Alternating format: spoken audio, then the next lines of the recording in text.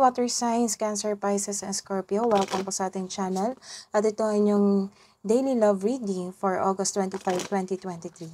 Please be reminded that this is general reading po, so maaari kayo makarelate o hindi. Just take what resonates. Gamitin ang reading na ito bilang gabay lamang. Balik po kayo dito bukas para sa ating love reading, August 26, 2023. Please like, subscribe, and click that button para updated po kayo sa daily tarot reading natin. Maraming salamat po.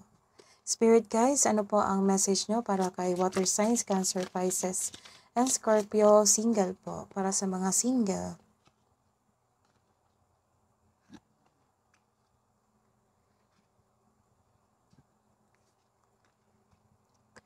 You are looking at your photos.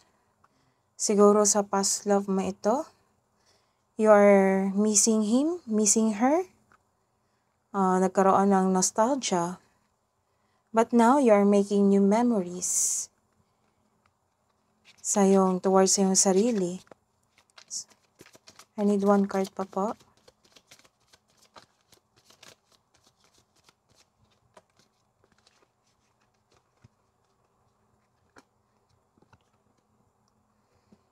Mag-ingat dahil may sabotage na pangyayari. Ilan din sa inyo ang nag-rebuild or pilit nyo tinatayo yung sarili nyo from a heartbreak situation. Nagkaroon ng paulit-ulit na pangyayari. So you are working on it para ma-heal yung sarili mo, para mag-make move forward ka na. So what's the love message for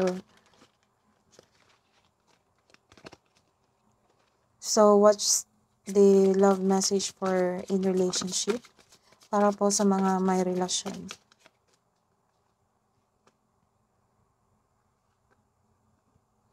Sa mga may karelasyon, mag-ingat po. It might be you or yung kapareha nagkaroon ng temptation, nagkaroon ng seduction sa isang third party, or na-attract kayo sa isang bagong tao while in relationship. It might not be you, it might be your partner. Some of you kakapasok lang ng isang relasyon. Magkaroon kayo ng date ngayon. You are hooking up.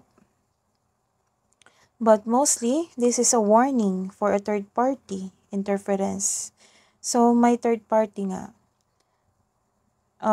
Nagkaroon ng attraction. So, hanggat maaga, ay iwasan na ito para hindi ito tuluyang masira inyong relasyon. Ilan sa inyo, granted yung manifestation nyo. May dumating, uuwi na yung kapareha mo or ikaw ang yung uuwi. Some of you din nag-move on dahil na-hurt ka ng kapareha mo. Nagkaroon ng closure sa isang sitwasyon, sa isang problema. So what's the advice? So what's the message for water signs, single?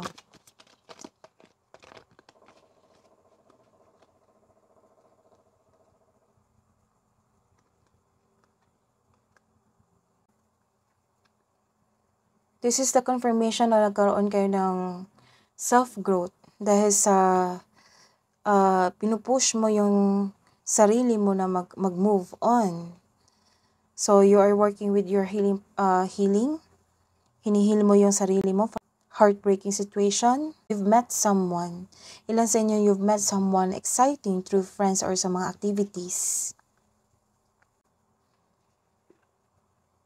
Nagkaroon kayo ng honesty sa sarili mo or pagpasya. So, this may be the time na mag-remain single ka muna at focus sa iyong sarili. Lalo na na-experience mo ang isang mabigat na pagsubok na nakaranas ng paghihirap. What's the message for water signs, Cancer, Pisces, and Scorpio sa mga may karelasyon po ngayong August 25, 2023?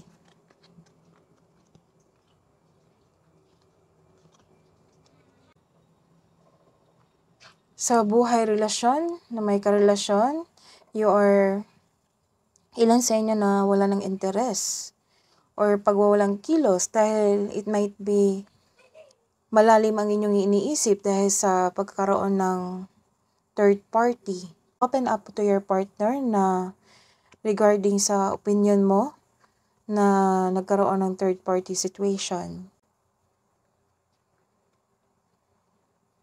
This is moving forward, or you choose a healing journey. So, nag-decide ka na mag-move on mula sa mapanakit na pangyayari. Posible itong nagpasya kayo mag-live-in or maglipat bahay na kayo, mag-couple, para magbuo ng pamilya. So, what's the message for single na walang boyfriend since birth? Step out for your comfort zone and try something new.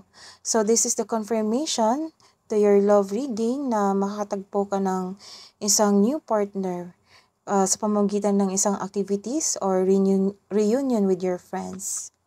What's the love advice for single?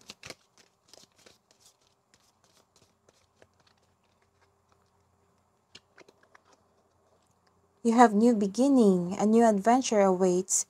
Embrace it and live your dreams passionately. So this is the confirmation.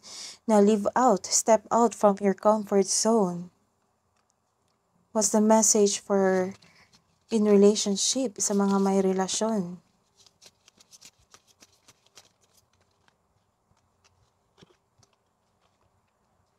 Message for you, I'm thinking of you this very moment.